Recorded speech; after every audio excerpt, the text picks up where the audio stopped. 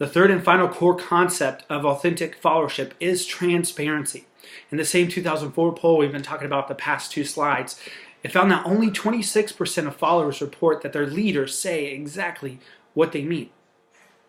What we need to understand is that transparency, like the other two, has extreme benefits for organizations that we'll talk about in the next slide. Now we'll focus more on the gift of transparency, and that's another thing. If we shift our mind to understand that transparency is a gift, and it's a gift worth giving and repeating to give to one another. And then one of the ways we do that is we share our thoughts, values, and feelings with our followers, but also followers with leaders. And in doing that, one of the ways we create that is we kind of create a deceit-free zone. And the way that we do that is not just sharing our thoughts, values, and feelings with one another, but we also share with relevant parties kind of the understanding of how decisions get made in the process, how they get made. Some of you have kids. One of the ways me being in student ministry for so long is working with students and constantly them wanting to know, why is a decision being made, or why are we doing this, or all those kind of why questions.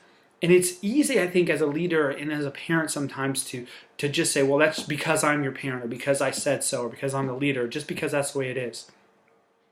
But that doesn't build transparency. The way to build transparency is to take a deep breath and explain the why. Or maybe you're a leader and you have a follower and they made a decision and you think it was a bad decision, or it created a bad outcome. And so you want to punish the leader, or the leader, you want to punish the follower. Instead of stepping back, sitting down with your follower and say, hey, can you explain to me how you came to that conclusion? Can you just explain to me your decision-making process? Not in a way that I'm going to, bash you or destroy you or punish you, but I just want to understand kind of how you came to that. And maybe when you do that, you understand that their reasoning was actually good reasoning. Or maybe you understand the kind of the hiccup or the flaw in the reasoning that you can help develop and create so it doesn't repeat itself later on in the organization. So, answering the why, setting down, taking the time to describe the decision-making process is a great way to build transparency within the organization and take the deceit down. Another thing is, say exactly what you mean. Encourage open feedback and communication. And I would say even encourage immediate feedback and communication.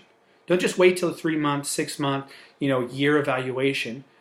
In the moment, or in the day, in the week, come back as a follower to your leader, or leader with your followers, and kind of give them the feedback. And as you do that, you create this psychological safety, especially when the open feedback communication come with a kind of a no retaliation clause. One of the ways is in the airline industry, what is happening is they're creating this thing of like, we want you, whether you're top tier, low tier, middle tier level of employee, we want you to report incidents and report them knowing that there's not going to be any retaliation from the person or the department that you are reporting the incident about. And doing that creates an environment where people are safe to report incidents without retaliation, but also it creates an environment where people can be transparent, people can be open, people can say things that they mean. And this is a great thing. It creates wonderful benefits. And in the notes for this slide, there's a great video, a TED Talk by Simon Sinek on why good leaders make people feel safe.